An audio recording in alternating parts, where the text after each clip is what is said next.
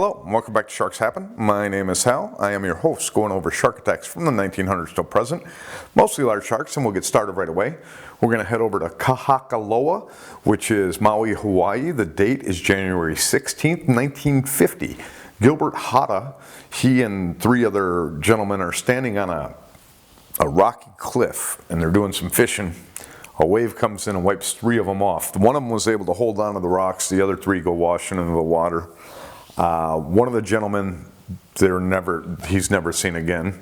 Another of the fishermen, his battered body was found the next day, so he must have been beaten up on the rocks when he fell into the water and it just smashed him around. And then Gilbert, they ended up finding his remains 3 days later in the body of a large shark. He ended up being consumed. Highly doubt that he was alive when this happened. To stay conscious being knocked off rocks, you're probably hitting rocks around. I doubt very, very highly that he was alive when he was eaten, but I wanted to bring that one up. We're not going to put this one into the new stats. I do have a new database that I put together. I just want to show you it real quick. I took a little film of it because I cannot load it onto YouTube. I can put up videos or pictures.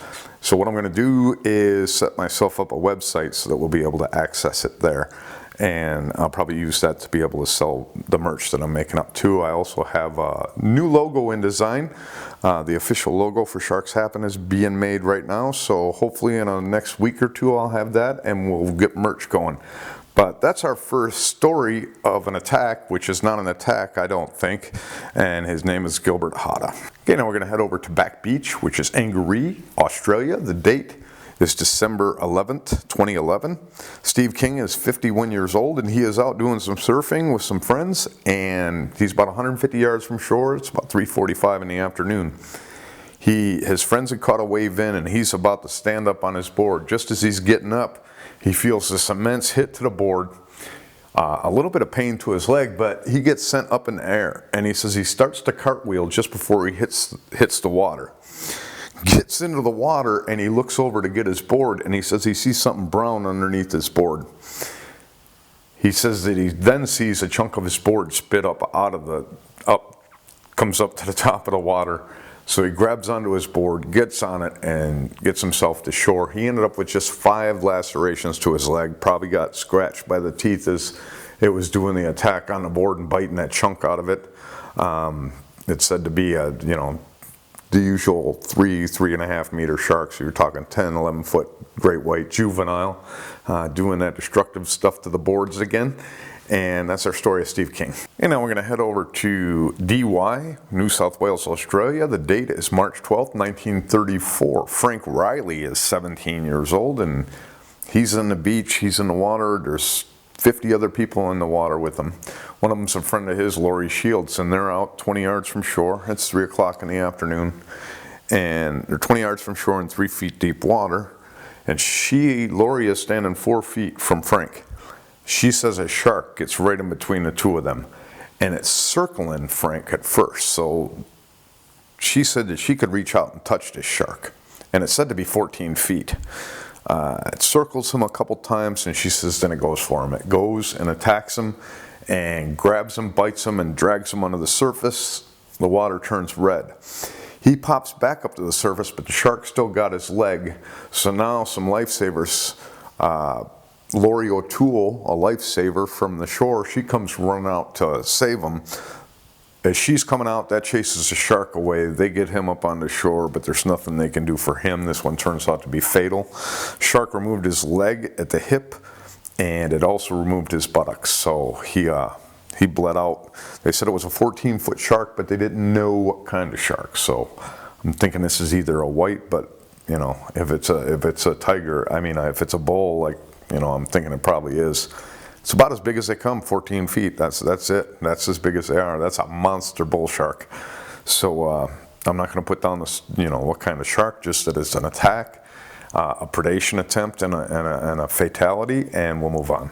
Okay, now we're going to head over to Point Alone, which is Monterey Bay, California. The date, February 6th, 1955. James Jacobs, 19 years old. He's out doing some spearfishing with a few others, and he's been in the water. He shot himself a fish, put it on his stringer float, and then he went down for another 15-20 minutes to do some fishing. It's about 12 o'clock. He's 400 meters from shore, and it's in 30 feet deep water. He comes up, and now he's resting, laying prone, face down, right next to his float, and he feels a pressure on his feet. He looks down to see a shark. They say a 5 to 6 meter shark, so you're talking, 18 to 20 foot shark is sitting there and has both his feet in his mouth.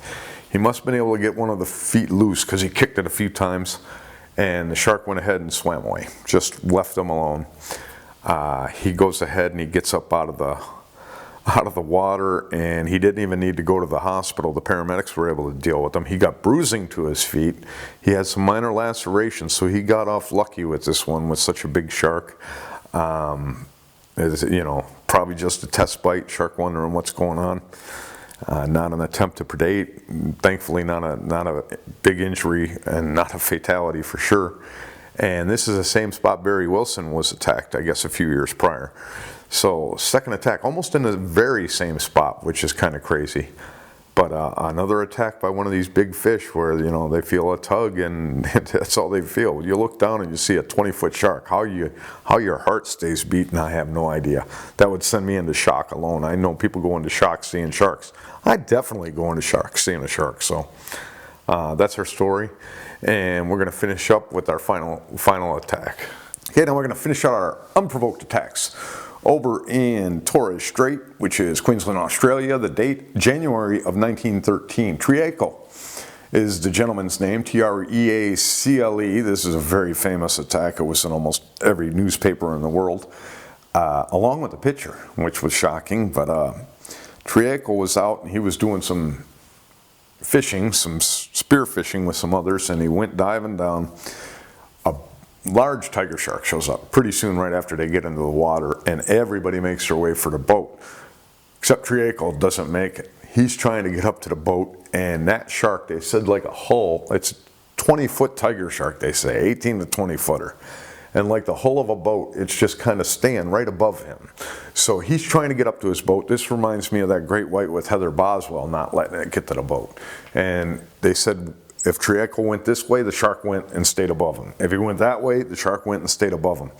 And until finally the shark decided to make its attack. It went down, straight down, grabbed him by the head. Had his neck, his head, and his face all in his mouth. And he said Treacle said that the shark pushed, but he pushed back, and he be bigger because the shark let him go and left him alone. He got up to the boat, they took him in, they sewed him up, and he went to work that night. He said the shark cost him his fish, but it ain't gonna cost him his job. Very famous attack, and the photo was very familiar to me, and this is one of the photos that's definitely in that shark attack file book that I can't find. So it was great to see that picture. Another thing is that I wanted to bring up real quick. Here we go. There's two H. David Baldrige books called Shark Attack, and they're not the same. They have different attacks in both. They both have excellent information. This one I got for $40 on eBay. Well, me and my wife went down to Detroit here and went to the largest used bookstore they have down there, King Books, and I got this for $1.50. They're both amazing books. They both have great information in them.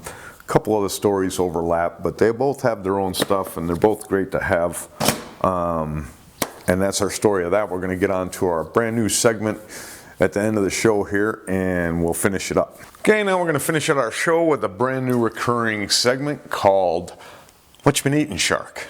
Today's What You Been Eating, Shark, our first ever. We are going to go over to Galveston Bay. The date is July 13th, 1953. A 9-foot shark starts making its way into the shallows. This is a dead shark. It's floating on top of the water and it's decomposing. It's not in great shape. People there want to get it out of the water. They go out, they grab it, they tow it up onto the beach, and what do they find? They see a foot sticking out, probably a skeletonized foot sticking out of the side of the shark. So it's decomposed enough that this bone is sticking out the side of it. So they open the shark up. What do they find? They say it's a teenage boy.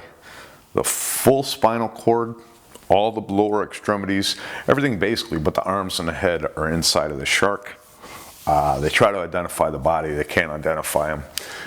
It's one of those unknowns, so no idea of the body. Hopefully he was a drowning victim and didn't, go through that when he was alive. Could be one of those, refugee type issues where you're trying to get to a shore or do something. Somehow you disappear and nobody notices it though, because you're unidentified. But that's our story of, 2 days before that, fishermen had said that they had caught that shark.